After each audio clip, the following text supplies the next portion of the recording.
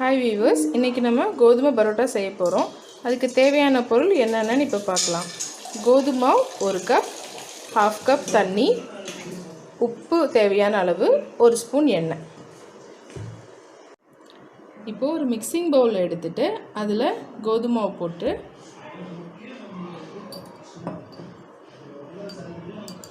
தேவையான உப்பு போட்டு தேவையான தண்ணி ஊற்றி கொஞ்சம் கொஞ்சமாக சப்பாத்திக்கு மாவு பிசைகிற மாதிரி சாஃப்டாக பிசைஞ்சுக்கணும். இந்த மாதிரி ஸ்டேஜில் 1 ஸ்பூன் எண்ணெய் ஊற்றி நல்லா பிசைஞ்சுக்கணும். இப்போது பிசைஞ்சாச்சு. இந்த மாதிரி சாஃப்டாக இருக்கணும். இது ஒரு 1/2 hour அப்படியே இருக்கட்டும்.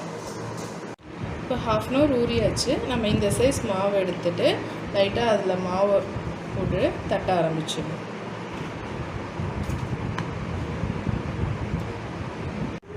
இந்த மாதிரி பெருசாக தட்டினதுக்கப்புறம் கொஞ்சம் அதில் ஆயில் போட்டு நம்ம மடிக்க வேண்டியதுதான். 2 சைடும் ஆயில் போட்டுடணும்.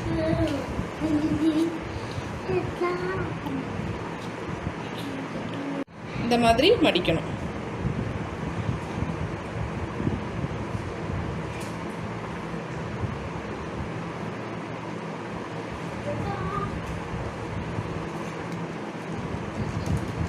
அடிச்சுட்டு இப்படி நம்ம ரோல் பண்ண ஆரம்பிச்சிடணும்.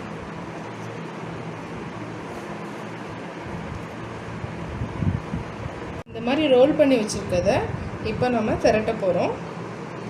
ரொம்ப ப்ரெஷர் கொடுக்காம லைட்டாக இந்த லேயரெல்லாம் மறைஞ்சிடக்கூடாது. அந்த மாதிரி நம்ம திரட்டிக்கணும்.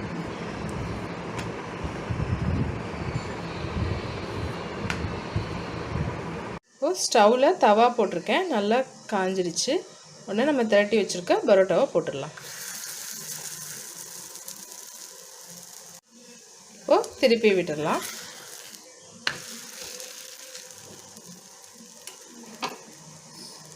திருப்பி விட்டுட்டு லைட்டாக கொஞ்சம் ஆயில் போட்டுக்கலாம்.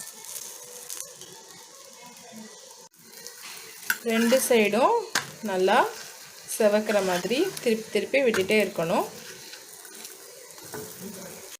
இந்த மாதிரி செவந்ததும் நம்ம இப்போ இதை எடுத்துடலாம்.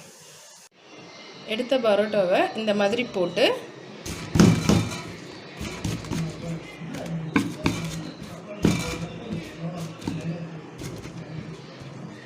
இந்த மாதிரி பண்ணிட்டா அழகாக இப்படி லேயராக வந்துடும். ஹெல்த்தியான கோதுமை பரோட்டா ரெடி. பாருங்கள் எப்படி லேயராக அழகாக இருக்குது. Thank you viewers.